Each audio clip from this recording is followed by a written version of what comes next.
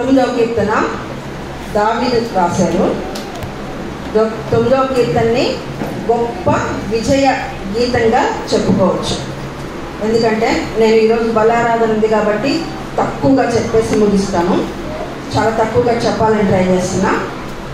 9వ కీర్తన దావీదు రాశాడు. దీన్ని గొప్ప విజయ గీతంగా చెప్పుకోవచ్చు. రాజుగా దావీదుకి దేశానికి కలిగిన విజయాన్ని బట్టి రాయబడిన కీర్తన. 1 నుంచి 8వ వచనాల వరకు దేవుడు రాజును రక్షించాడు కాబట్టి దావీదు వ్యక్తిగతంగా దేవుణ్ణి స్తుతిస్తున్నాడు. నీవు నాకు చేసినట్లుగా, నీవు నా పక్షమున వ్యాజ్యమాడు, నాకు న్యాయం తీర్చును, అట్లా నా అని ఉంటుంది 8వ వచనం 1 నుంచి 8 వచనాల వరకు. ఆ తర్వాత 9 నుంచి 20 వచనాల వరకు జాతి మొత్తం, దేశం మొత్తం, దేశ ప్రజలందరూ స్తుతిస్తున్నారు. దేవుడు దేశానికి ఆశ్రయంగా ఇచ్చినందుకు, ఆశ్రయదుర్గంగా ఉన్నందుకు, దేవుడు దేశానికి ఇచ్చిన ఆ రక్షణని బట్టి, శత్రువుల నుంచి విడుదల బట్టి దేశం మొత్తం స్తుతిస్తున్నారు. ప్రజలందరూ, దేశ ప్రజలందరూ స్తుతిస్తున్నారు. 9 నుంచి 20 వరకు దేవుడు దేశానికి ఇది ఇచ్చిన ఆ విజయాన్ని బట్టి సంతోషంతో దేవుణ్ణి స్తుతిస్తున్నారు. దేవుడి బిడ్డల మీద శత్రువులు దాడి చేసినప్పుడు దేవుడి బిడ్డలకు దేవుడిచ్చిన కాపుదలను బట్టి శత్రువులకి తీర్పు తీర్చి న్యాయం చేశాడు దేవుడు. దాన్ని బట్టి ఈ కీర్తన రాశారు. తీర్పులు న్యాయం గురించి 4వ వచనం 7 నుంచి 8 వచనాలు, 16వ వచనం 19 నుంచి 20 వచనాల్లో ఉంది. ఆయన తీర్పు, దుష్టులకు ఆయన తీర్పు తీరుస్తాడని చెప్పేసి ఉంది. అయితే మొదటి వచనంలో ఏమనుంది చెప్పండి? పూర్ణ హృదయంతో. తర్వాత రెండో, ఆయన అద్భుత కార్యములన్నిటిని బట్టి. మనం దేన్ని బట్టి స్తుతించాలి? మనము మన పూర్ణ హృదయంతో. ఒక్కోసారి మనం చర్చకొచ్చి పాటలు పాడుతున్నా, వాక్యం చదువుతున్నా, వాక్యం వింటున్నా, మన మనసు ఎక్కడో ఉంటుంది, ఎక్కడెక్కడో ఆలోచిస్తూ ఉంటాం. మన పూర్ణ హృదయం దేవుని దగ్గర పెట్టలేం. కానీ దేవుణ్ణి స్తుతించేటప్పుడు మన పూర్ణ హృదయం కంప్లీట్గా దేవుడికి శరీర ప్రాణ దేహాత్మలన్నీ సమర్పించుకొని దేవుణ్ణి స్తుతించాలి.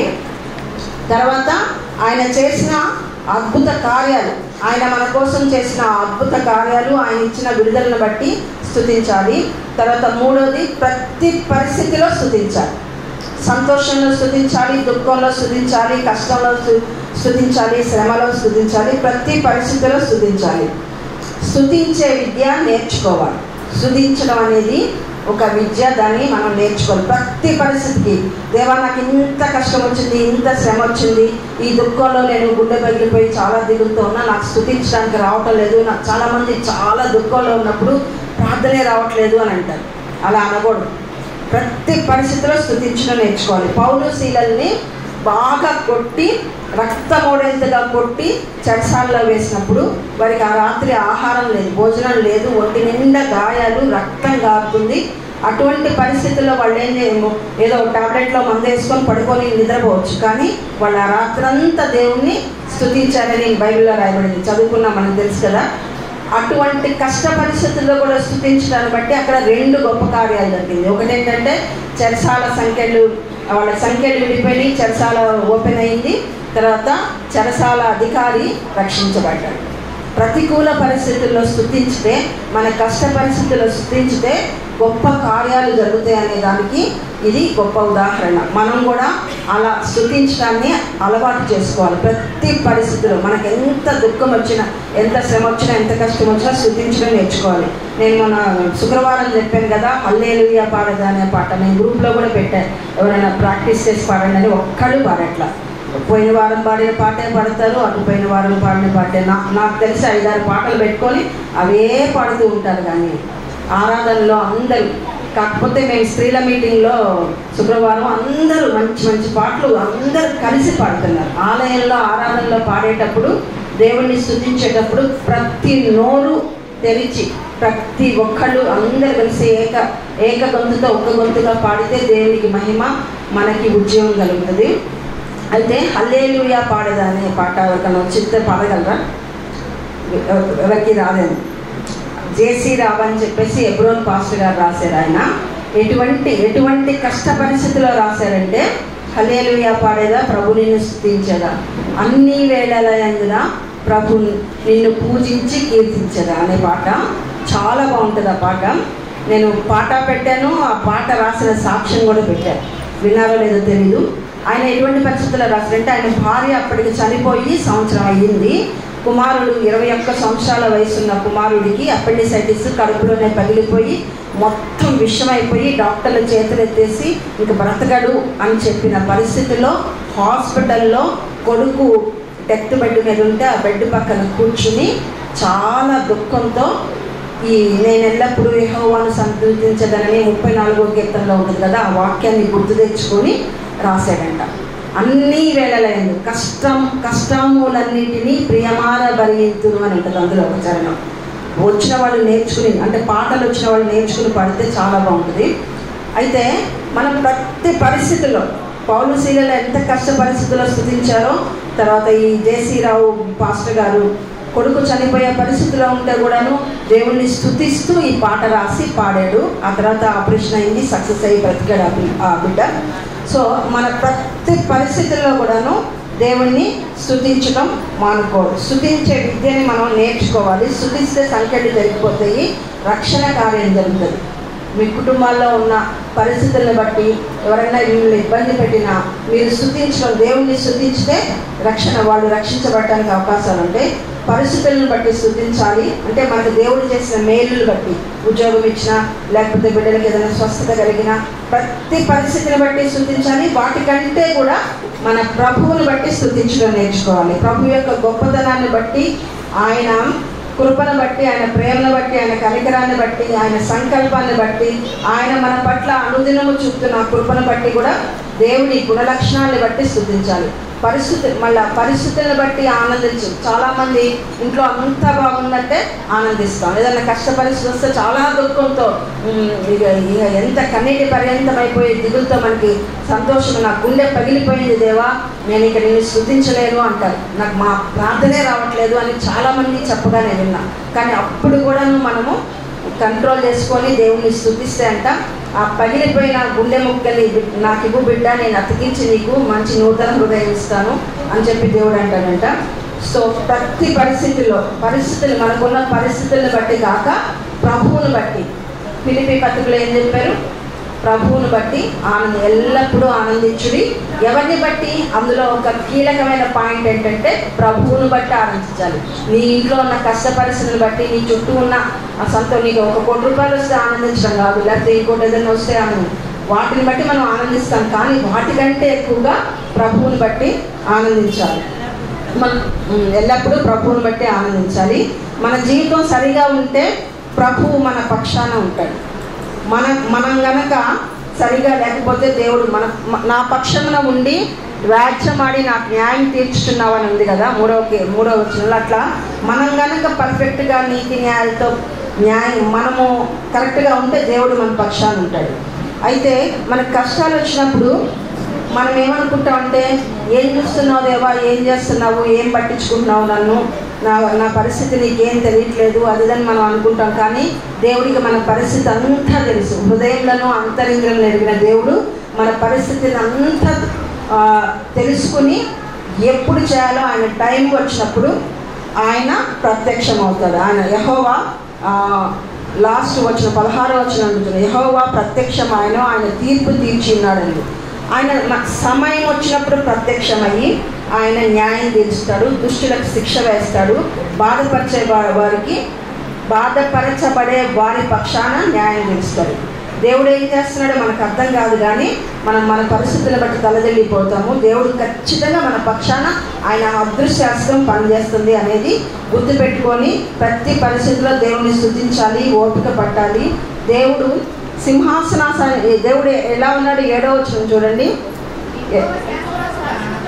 యెహోవా శాశ్వతముగా సింహాసనాసీనుడై ఉన్నాడు. దేవుడు ఎక్కడున్నాడు?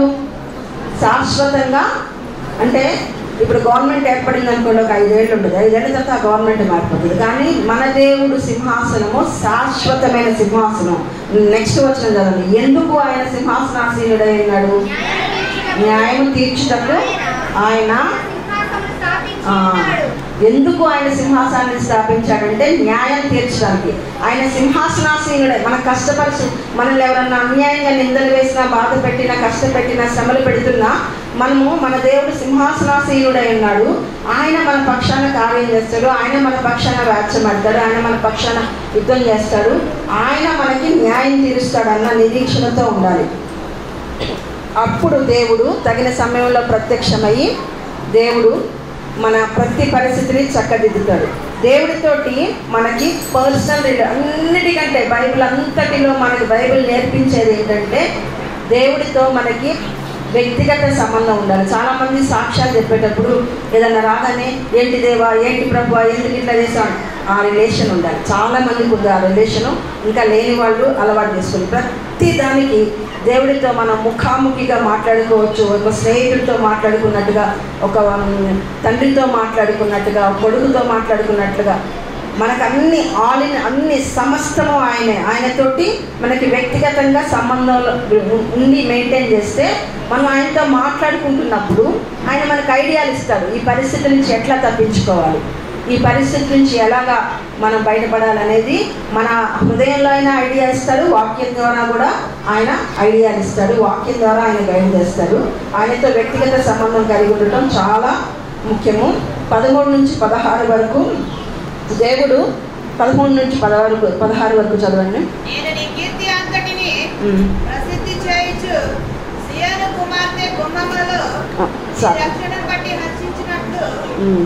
చాలండి, తర్వాత చదువుకుందాం. అయితే యెహోవా నిన్ను ఆశ్రయించు వారిని నీకు విడిచిపెట్టువాడు కాడని చెప్పేసి 10వ వచనంలో ఉంచండి. యెహోవా ఆయన్ని ఆశ్రయించే వారిని ఆయన విడిచిపెట్టేవాడు కాదంట. నలిగిన వారికి తాను మహాదుర్గమగును. నలిగిన వారి కంటే నలగొట్టబడుతూ ఉంటారు కొంతమంది, ఎంతో శ్రమలు పడుతూ నలగొట్టబడుతుంటే వాళ్ళకి మహాదుర్గం, మామూలు దుర్గం కాదు, మహాదుర్గంగా ఉండి వారిని కాపాడుతాడంట. ఆయనని ఆశ్రయించి వారిని ఆయన విడిచిపెట్టడంట. ఎలాగంటే యేసుక్రీస్తు శిలువలో మరణించేటప్పుడు నా దేవా నన్ను ఎందుకు చేయి విడిచితివి అని అంటాడు కదా. అంటే తన కన్న కుమారుడినైనా చేయి విడిచాడు. ఎందుకు చేయి విడిచాడు? ఆ క్షణంలో ఆయన మీద లోక పాపం అంతా మోపబడింది కాబట్టి, పాపాన్ని ఆయన భరించలేడు కాబట్టి ఆ క్షణానికి విడిచిపెట్టాడు. ఎవరి కోసం? మన కోసం. తన కుమారుడినైనా చేయి విడిచాడు కానీ మనల్ని చేయి విడవడానికి ఆయన ఇష్టపడలేదు. ఆయన రోమా 8వ అధ్యాయము 32 అనుకుంటా, తన కుమారుని సొంత కుమారుడినే ఇయటానికి వెనుక తీయలేదు ఆయన అని చెప్పుంటారు చూడండి. అలాగా ఆయన సొంత కుమారుణ్ణి మన కోసం ఇయటానికి వెనుక తీయలేదు, ఇంకా సమస్తాన్ని ఎందుకు అనుగ్రహించడు అన్నది. తన సొంత కుమారుని అనుగ్రహించటకు వెనుక తీయక మనందరి కోసం ఆయన అప్పగించాడంట. ఆయనతో పాటు సమస్తమును. ఈ వాక్యాన్ని చదివి అర్థం చేసుకుంటే దేవుడికి మన పట్ల ఎంత శ్రద్ధ ఉంది, ఎంత మనకి ప్రిఫరెన్స్ ఇస్తున్నాడు.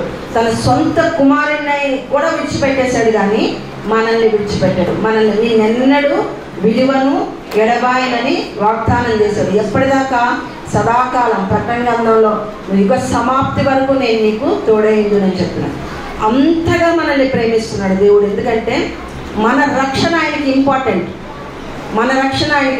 అందుకే ఆయన కుమారుణ్ణి ఈ లోకానికి పంపించాడు. కుమారుణ్ణి మీద ఆయన పాపాన్ని మోపి శిలువలో ఆయన చేయన విడిచిపెట్టాడు కానీ మన చేయి విడిచిపెట్టాడు. నీవు విడిచిపెట్టి అంటే నలగొట్టబడుతున్న వారిని, బాధలో ఉన్న వారిని, బాధపరచబడే వారిని ఆయన ఎన్నడూ విడిచిపెట్టడు. ఆయనని ఆశ్రయించే వారిని కూడా ఆయన విడిచిపెట్టడు. బాధపరచబడేవారు ఉంటారు, బాధ పెట్టేవారు ఉంటారు. కొంతమంది బాధపడతారు మనల్ని, కొంతమంది మనం ఆ బాధ పెట్టేటప్పుడు మనం బాధపరచబడుతూ ఉంటాం. ఎవరైతే బాధపరచబడుతూ ఉంటారో వారి పక్షాన దేవుడు ఉంటాడు. బాధ పెట్టే వారి పని భరతం పడతాడు దేవుడు. 103వ కీర్తన 6వ వచనం ఉంది కదా, చదవండి ఒకసారి. బాధపరచే వారికి న్యాయం తీరుస్తాడు దేవుడు అని చెప్పి. యెహోవా నీతి క్రియలను జరిగించు బాధపడుతున్న వారందరికీ న్యాయం తీర్చును. అంటే తప్పు చేసి నీతి క్రియలను జరిగించుచు బాధపడుతున్న వారికి, తప్పు చేసి బాధపడుతున్న వారికి కాదు. నీతి క్రియలను జరిగిస్తూ యథార్థంగా ఉండి ఆనెస్టీగా ఉండి బాధపడుతున్న వారికి న్యాయం తీరుస్తాడు ఆయన. ఆ న్యాయం తీర్చడం కోసం ఆయన నిత్యము సింహాసనాసీనుడై ఉన్నాడు. కాబట్టి అటువంటి సింహాసనాసీనుడైన దేవుడు, న్యాయం తీర్చే దేవుడు మన పక్షాన ఉన్నాడని చెప్పేసి మనము ధైర్యంగా ఉండాలి. మనుషులైతే ఎలా తీర్పు తీరుస్తారంటే మన పట్ల వారి హృదయంలో ఎటువంటి అభిప్రాయం ఉందో ఆ అభిప్రాయాన్ని బట్టి తీర్పు తీరుస్తారు, అన్యాయంగా తీర్పు తీరుస్తారు. కానీ దేవుడు ఎప్పుడు న్యాయంగా, ఇది హృదయాన్ని అంతరించాలని నేర్పిన దేవుడు న్యాయంగా తీర్పు తీరుస్తాడు. ఆయన మనల్ని ఎన్నడూ విడిచిపెట్టడు. తర్వాత సమయం వచ్చిందాకా ఓపికతో దేవుడి మీద నిరీక్షణతో కనిపెట్టాలి. మన పరిస్థితులు, కష్టాలు, నిందలు, ఓడిపోయిన వారిగా మనల్ని దేవుడు విడిచిపెట్టడు. ఓడిపోయిన వారికి ఎప్పటికీ ఉంచడు. కొంతకాలం శ్రమపరచబడిన తర్వాత వాటన్నిటి నుంచి విడుదల కలిగిస్తాడు. కాబట్టి నిరీక్షణతో ఆయన్ని స్తుతిస్తూ ఉండాలే కానీ మనల్ని కష్టపెట్టే వాళ్ళ మీద అరవటమో లేకపోతే ఇంకో ప్రతీకారం తీర్చుకోవాలని చూడకూడదు. ప్రతీకారం తీర్చుకోవటం దేవుని పని. రోమాపత్రిక 12:19 ఉంటుంది, చదవక్కర్లేదు. దేవుని పని కాబట్టి ప్రతీకారం తీర్చి దుష్టులని శిక్షించేవాడు, న్యాయం తీర్చేవాడు దేవుడు ఉన్నాడని చెప్పి నిరీక్షణతో ఆయన కొరకు ఎదురు చూడటం మనము నేర్చుకోవాలి. మన సొంత ప్రయత్నాలు మానుకోవాలి. ఎందుకంటే ఒక పువ్వు చెట్టు మీద వికసిస్తుంది అనుకోండి, మొగ్గగా ఉండి దాన్ని ఆ మొగ్గ రేకులు అటులాగి ఇటులాగి త్వరగా వికసింపజేయాలని, త్వరగా ఫ్లవర్ పుష్పించాలని చెప్పి మనం ప్రయత్నిస్తే ఆ పువ్వు రాలిపోద్ది, వాడిపోద్ది. మన సొంత ప్రయత్నాలు చేయకూడదు. అలాగే గొంగటి పురుగు ఒక మట్టితోటి ఒక గూడులా కట్టుకొని కొన్నాళ్ళ పాటు ఇంక్యుబేషన్లో అట్లా ఉండి ఆ తర్వాత ఆ గూడిని కొంచెం తొలుచుకుంటూ బయటకు వస్తుంది. ఆ వచ్చే క్రమంలో దాని రెక్కలకి ఒకలాంటి రసాయనం రాసుకుని దాని రెక్కలతోటి బయటికి కంప్లీట్గా వచ్చి సీతాకోక చిలుకలాగా మారుతుందంట.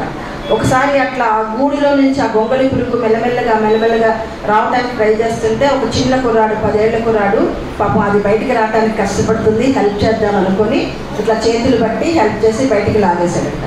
లాగేస్తే దానికి రెక్కలు కంప్లీట్గా పూర్తిగా ఏర్పడకుండా అది అక్కడే పడి చనిపోయింది, ఎగరలేకపోయింది. రెక్కలు పూర్తిగా ఏర్పడాలంటే అటు ఇటు అన్న ఆ మట్టి గూడుతోటి రాపిడయ్యి అక్కడ ఒక రకమైన రసాయనాలు విడుదల చెంది ఆ రెక్కలు కంప్లీట్గా ఏర్పడింది. అంటే దేవుని సమయం వచ్చే వరకు దేవుడు ఇన్వాల్వ్ అయ్యి, ఇక్కడ 16వ వచనంలో ఉంది చూడండి, యెహోవా ప్రత్యక్షమైన, ఆయన ప్రత్యక్షమై ఆయన తీర్పు తీర్చే వరకు ఎదురు చూస్తే, ఆయన సమయం వరకు మనం ఓపికతో కనిపెడితే ఆయన బాధపరచబడుతున్న మనల్ని న్యాయం చేస్తాడు. బాధ పెట్టే వాళ్ళకి తీర్పు తీర్చి వాళ్ళని శిక్షిస్తాడు. అలాంటి పరిస్థితులు దేవుడు చేసినందుకు దావీదు దేశమంతా కలిసి స్తుతిస్తూ రాసిన కీర్తన ఇది. తర్వాత యెహోవా నామము, మనకి యెహోవా నామం అని ఉంటుంది, చదవండి. బలమైన దుర్గం అని చెప్పేసి ఆయన నామం మనకి బలమైన దుర్గంగా ఉంటుంది. ఎందుకంటే యెహోవా నామంలో, యెహోవా అనే పేరులో ఒక అర్థం ఉంటుంది. యెహోవా అంటే నిబంధన చేయువాడు, నిబంధన నిలుపువాడని. ప్రభువా అంటే ప్రభుత్వం చేయువాడు, ప్రభుత్వం నిలుపువాడు. ఎల్ షదాయ్ అంటే సర్వశక్తి గల దేవుడు. యెహోవా రాఫా అంటే మనకు స్వస్థపరచువాడు. యెహోవా షమ్మా అంటే మనకు తోడై ఉన్నవాడు. యెహోవా షాలేం అంటే శాంతి. ఇట్లా ఇవన్నీ మీకు అందరికీ తెలుసు. యెహోవా నిస్సి అంటే ఆయన ప్రతి నామంలో ఒక అర్థం ఉంది. ఆ ప్రతి అర్థానికి మనకి ఒక శక్తి వస్తుంది. ప్రతి యెహోవా నామాన్ని ధ్యానించి, ఆయన గుణలక్షణాన్ని ధ్యానించి ఆయన్ని స్తుతిస్తే ఆ నామం మనకు ఒక బలమైన దుర్గంగా, మహాదుర్గంగా మారుతుందంట. దేవుడి నామాన్ని, దేవుడి గురించి ఎక్కువగా తెలుసుకోవాలి. బైబిల్ చదివితేనే దేవుడి గురించి తెలుస్తుంది. చదువుకున్న వాళ్ళందరూ ప్రతిరోజు బైబిల్ చదవండి. ఒక అధ్యాయం చదువుకున్నా ఆయన నామం వచ్చినా, ఆయన గొప్పతనం గురించి వచ్చిన, ఆయన గుణలక్షణాలు వచ్చిన అండర్లైన్ చేసుకొని స్తుతించడం నేర్చుకోండి. దేవుడి నామాల్ని బట్టి మనము స్తుతిస్తే అదొక బలమైన దుర్గంగా, మహాదుర్గంగా మారిపోద్దంట. యెహోవా నామం బలమైన దుర్గం, నీతిమంతుడు అందులో నుంచి వచ్చి సురక్షితంగా ఉండునని వాక్యంలో చెప్పబడింది. కాబట్టి దేవుడి నామాన్ని బట్టి ఆయన నామంలో ప్రతి నామానికి అర్థం ఉంటుంది, ప్రతి నామంలో శక్తి ఉంటుంది. దాన్ని బట్టి మనం స్తుతిస్తే ఆ అర్థాన్ని మనం అర్థం చేసుకుంటే ఆ అర్థం మన జీవితంలో పనిచేస్తుంది, ఆ శక్తి మన జీవితంలో పనిచేస్తుంది. కాబట్టి యేసయ్య నామంలో శక్తి ఉంది. ఆ శక్తి మన కొరకే, ఆ శక్తి మన కొరకే విడుదలవుతుంది. కాబట్టి మనము దేవుణ్ణి ఎప్పుడు ప్రతి పరిస్థితుల్లో స్తుతించడం నేర్చుకోవాలి. కొన్నిసార్లు మనిషి ఇప్పుడు 17 నుంచి 20 వచనంలో మనుషులు ప్రబలుదురు గాక అని ఉంటుంది చూడండి. ఒక్కోసారి మనుషులు దేవుడి మీద కంటే వాళ్ళే గొప్పవాళ్ళుగా, నాకు దేవుడితో పని లేదు అనేవాళ్ళు చాలామంది ఉన్నారు. అసలు దేవుడు లేడు అనేవాళ్ళు ఉన్నారు. మనిషే గొప్పవాడు, మనిషే శక్తివంతుడు, మనిషి సమస్తం చేస్తాడు అనేవాళ్ళు ఉన్నారు. కానీ అట్లా తాత్కాలికంగా మనిషి పై చేయిగా ప్రబలినట్టుగా అనిపించినా కానీ అంతిమంగా విజయం దేవుడిదే. మనిషి యాక్చువల్గా క్రిస్టమస్ రోజు దేవుడు మానవుడిగా ఈ భూలోకానికి వచ్చాడు. ఎందుకు వచ్చాడంటే ఈస్టర్ రోజున పునరుద్ధానుడయ్యి మానవుడిని కూడా పునరుద్ధానుడిగా చేసి మానవుడిని దేవుడిగా చేయటానికి వచ్చాడు. 82వ కీర్తనగా ఉంటుంది, మీరు దైవములని అంటే. దైవములంటే యేసుక్రీస్తుతో, దేవుడితో, యేసుక్రీస్తు అంటే సాక్షాత్తు దేవుడు, దేవుడితో సహవాసం చేసి దేవుణ్ణి ముందు పెట్టుకొని ఆయనని మన హృదయంలో నివసింపజేసుకొని ఆయనతో సాగిపోతూ ఉంటే ఒకనాటికి మనం క్రీస్తు స్వరూపంలోకి మారి మనం దైవములుగా మారుతాం. కానీ చాలామంది మనుషులు వాళ్ళే సృష్టికర్తల్లాగా, వాళ్ళే రాజుల్లాగా, వాళ్ళే పరిపాలన చేసేవాళ్ళలాగా దేవుడితో పని లేదన్నట్టుగా సొంత ప్రయత్నాలతోటి దేవుడిని పక్కన పెట్టి ప్రయత్నిస్తున్నప్పుడు టెక్నాలజీని వాడుకొని, తమకున్న అధికారాన్ని వాడుకొని, తమకున్న బలాన్ని బట్టి అతిశయిస్తూ దేవుడు లేకుండా జీవించే వాళ్ళు చివరికి పశుప్రాయులు అయిపోతారు. కానీ దేవుడితో సహవాసం చేస్తూ ఏ క్వాలిటీస్ లేకపోయినా, అయ్యో దేవా నేను బలహీనుని, నేను మట్టివాడిని, పురుగు వంటి వాడిని, నేను ఊపిరి వంటి వాడిని, నాలో ఏమీ లేదు నాయన, నువ్వే నాకు సమస్తము, నువ్వు నా హృదయంలో ఉండి నన్ను జీవింపజేయు, నా ద్వారా నీవు జీవించు, నా ద్వారా నీ గొప్ప కార్యాలు చేయి. దేవుడు మనలో ఉంటేనంట ఆయన పని చేసుకుంటాడు, మన పనులు కూడా చేస్తాడంట. 2 బెనిఫిట్స్ ఉంటాయి మనకి అని సరెండర్ అయిన వాళ్ళని దేవుడు ఆయన దైవములుగా మారుస్తాడు. అంటే దేవుడి కుమారులుగా మార్చి క్రీస్తు స్వరూపంలోకి మార్చి సదాకాలం ఆయనతో కూడా జీవింపజేస్తూ ఉంటాడు. కాబట్టి దేవుడు లేకుండా మనిషి చేసే ఏ పనైనా, ఈ మధ్యకాలంలో ఈనాడు సండే స్ప్రెడ్లో వచ్చింది, మనుషులంతా చనిపోయిన తర్వాత వాళ్ళ శరీరాన్ని కొన్ని కోట్లు పెట్టి ప్రిజర్వ్ అంటే దాచిపెట్టుకుంటున్నారంట, తిరిగి లేస్తారని చెప్పేసి ఒక సెంటర్ స్ప్రెడ్ వచ్చింది, ఆర్టికల్ వచ్చింది. అట్లా దేవుడు లేకుండా ఏవేవో ప్రయత్నాలు చేస్తారు. దేవుడు లేకుండా తిరిగి బిడ్డలను సృష్టించడం, లేకపోతే తెలివైన వాళ్ళని అన్ని రకాలుగా, అవన్నీ వ్యర్థమైపోతాయి. దేవుడితో ఉంటే ఒకనాటికి ఆయన క్రీస్తు స్వరూపంలోకి వస్తాం కాబట్టి దేవుడిలాగా మారడానికి అవకాశం ఉంటుంది. దేవుడు లేకుండా చేసే ప్రతి పనిలో మనిషి పశుప్రాయుడిగా అయిపోతాడు. మనుషులు ఇప్పుడు ప్రబలినట్టుగా అనిపించినా దేవుడు కనిపించట్లేదు. కొంతమంది దేవుడు ఎక్కడున్నాడు, ఏమయ్యాడు, దేవుడు అంటే ఇంత భయంకరమైన కార్యాలు జరుగుతాయి ఆ లోకంలో, ఇంత అన్యాయం జరుగుతుందా అన్నట్టు అనిపించినా కానీ ఒకనాడు వస్తుంది, ఆనాడు ఆయన ప్రత్యక్షమయ్యి దుష్టులకు శిక్షిస్తాడు, బాధపరిచే వారికి, నలగొట్టబడ్డ వారికి న్యాయం తీరుస్తాడు, తీర్పు తీరుస్తాడు. కాబట్టి మనము తగ్గించుకొని, మహోన్నతుడైన ఆ దేవుని సరైన తగ్గించుకొని ఆయన బలిష్టమైన చేతి కింద దీన మనసులోనే వింటూ, నేను ఎంత మాత్రం వాడిని ప్రభువా నీవే దిక్కు, నీకు లోపడతాను, నిన్ను నమ్ముకున్నాను అని ఆయన ఆశ్రయించిన వాళ్ళు సుఖంగా బ్రతుకుతారు ఈ లోకంలో. దేవుడే నీకు రాజుగా ఉండాలి, అన్నీ ఆయనే చూసుకుంటాడు, నీవు ఆయన ఎందే ఆనందించాలని కీర్తన చెప్తుంది. దేవుడే మనకు రాజుగా ఉండాలి. ఆయన చేతిలో ఉన్న రాజధాన్యాన్ని తీసుకొని మనుషులు ఏలాలని చూస్తున్నారు, అది తప్పు. వాళ్ళు ఖచ్చితంగా శిక్షకు లోనవుతారు. దేవుడు వారిని ఖచ్చితంగా న్యాయం తీరుస్తాడు.